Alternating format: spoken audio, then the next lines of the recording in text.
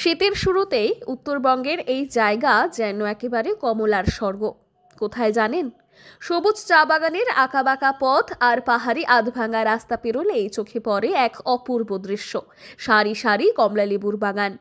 কালিম্পং জেলার শামসিং খাসমহল গ্রাম এখন যেন প্রকৃতির ঢেলে সাজানো এক কমলার দেশ।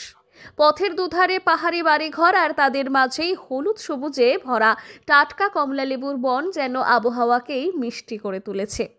এলাকায় ঢুকতেই দেখা যায় রকি আইল্যান্ড পর্যটন কেন্দ্র, যার পাশেই রয়েছে এই মনোরম গ্রাম।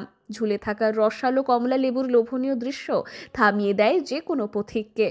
तो ये थोड़ा क्या हो गया, बारिश का सब बादल यहाँ आता है और शेष हो जा रहा है।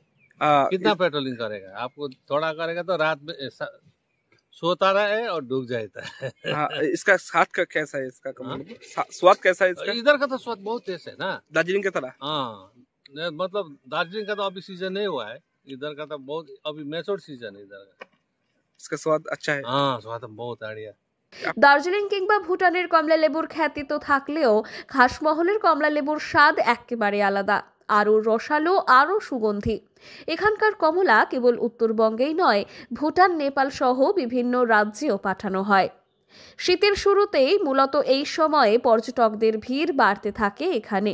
কেউ বাগানের সামনে ছবি তুলছেন, কেউ আবার স্থানীয়দের সঙ্গে গল্পে মাতছেন, এমনই ছবি ধরা পড়ে। পাহাড়ি মানুষদের আতিথেয়তাও একেবারেই নজরকাড়া। অনেকে গাছ থেকে ছিঁড়ে তাজা রসালো কমলা লেবু হাতে তুলে দেন পর্যটকদের। वो ज्यादा फलेगा तो सिलगुड़ी जाएगा,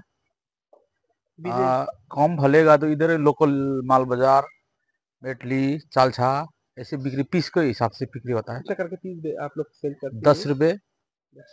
हाँ जी, बड़ा वाला 10, वो सबसे बड़ा वाला 15 रुपए करके करता है, जो छोटा वाला 10 रुपए पीस करके। और दार्जिलिंग व भूटान का कमला इसका सारा ऐसे ही स्वाद है क्या ना दूसरा स्वाद? भूटान का और लेट हो जाए, वो भूटान का होता है जनवरी से स्टार्ट होता है, इधर का अभी स्टार्ट हो गया कमला। हाँ।